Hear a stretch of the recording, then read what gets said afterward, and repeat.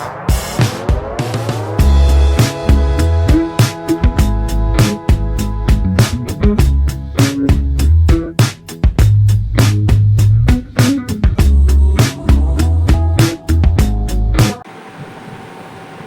Friends, ഞാൻ രജിത്.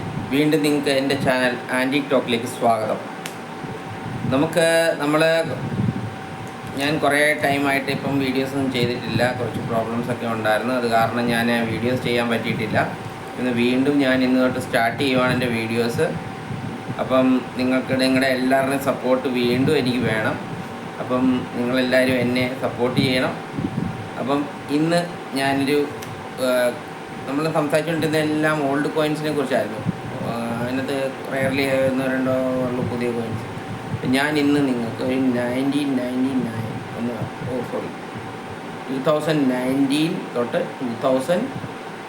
2025 ഇടയിലുള്ള extremely rare category വരുന്ന ഒരു കോയിൻ ഞാൻ നിങ്ങളെ പരിചയപ്പെടുത്തുവാണ്. അത് നിങ്ങൾ കയ്യിൽ വരുവാണെങ്കിൽ സൂക്ഷിച്ചു വെക്കുക കേട്ടോ.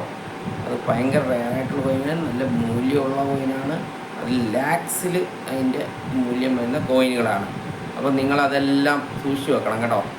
അപ്പം ഇന്ന് ഞാൻ പരിചയപ്പെടുത്താൻ പോകുന്നത് നിങ്ങളെ നമ്മുടെ ആസാദി കാ അമൃത് മഹോത്സവം എന്ന് പറയുന്ന ഒരു കോയിൻ വന്നിട്ടുണ്ടായിരുന്നു. 75ാം ഇൻഡിപെൻഡൻസ് ഡേയുടെ ഒരു കോയിൻ. ആ കോയിന് നിങ്ങളുടെ കയ്യിലുണ്ടെങ്കിൽ അത് 2021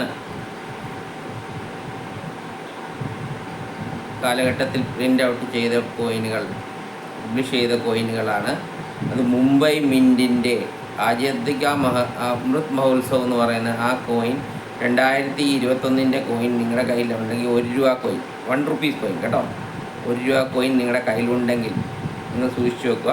അതിൻ്റെ പ്രസൻറ്റ് മാർക്കറ്റ് വാല്യൂ ആണ് 4 lakh rupees, 4 ലക്ഷം രൂപയാണ് അതിൻ്റെ വില. അപ്പം ആ ഒരു പ്രസൻ്റ്ലി നമ്മുടെ ഈ അടുത്ത് തന്നെ ഉള്ള ഒരു പബ്ലിഷ് ചെയ്ത കോയിനാണ് 1 രൂപയുടെ. അത് ഞാൻ ഇതെല്ലാം ഇവിടെ കാണിക്കുന്നുണ്ട് നിങ്ങൾക്ക് അതിൻ്റെ പിക്ചേഴ്സ് കാണാം. അപ്പം നിങ്ങളത് ആ കോയിന് നിങ്ങളുടെ കൈ വരുവാണെങ്കിൽ നിങ്ങൾ സൂക്ഷിച്ച് വെക്കുക കേട്ടോ. അതിന് നല്ല വാല്യൂ ഉണ്ട്. ആ കോയിൻ നിങ്ങൾക്ക് കയ്യിൽ വരുവാണെങ്കിൽ, സ്പെഷ്യലായിട്ടും ഷോപ്പ് കീപ്പേഴ്സ്, കടക്കാർ, അവരുടെ കയ്യിൽ എപ്പോഴും ചില്ലറകൾ വന്നുകൊണ്ടിരിക്കുന്നത്. അപ്പോൾ നിങ്ങളുടെ കയ്യിൽ വരുവാണെങ്കിൽ നിങ്ങൾ സൂക്ഷിച്ച് വെക്കുക കേട്ടോ.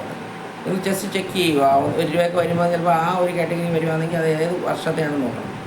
മനസ്സിലായോ?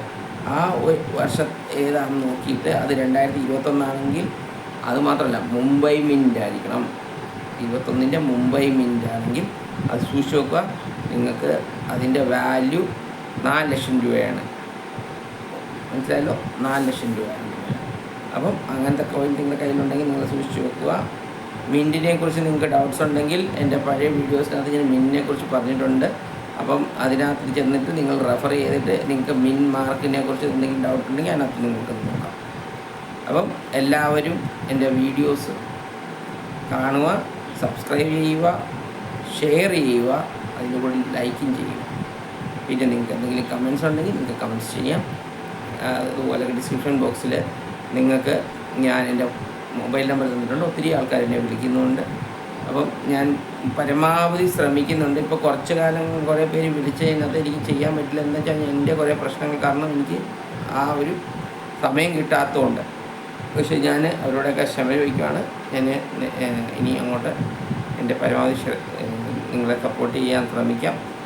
അതുപോലെയൊക്കെ കോയിൻസ് ജസ്റ്റ് അയച്ചു തന്ന് ജസ്റ്റ് ഇങ്ങനെ ഫോട്ടോ എടുത്ത് അയച്ചിട്ട് കാര്യമില്ല കേട്ടോ. അപ്പോൾ അത് നിങ്ങൾ തന്നെ മനസ്സിലാക്കി നിങ്ങൾ ആ കോയിൻസ് സെപ്പറേറ്റ് ചെയ്ത് നിങ്ങളുടെ കളക്ഷനിലേക്ക് ആഡ് ചെയ്യുക. എന്നിട്ട് ഏതെങ്കിലും എക്സിബിഷൻ ഉണ്ടെങ്കിൽ അതിലേക്ക് പോവുക.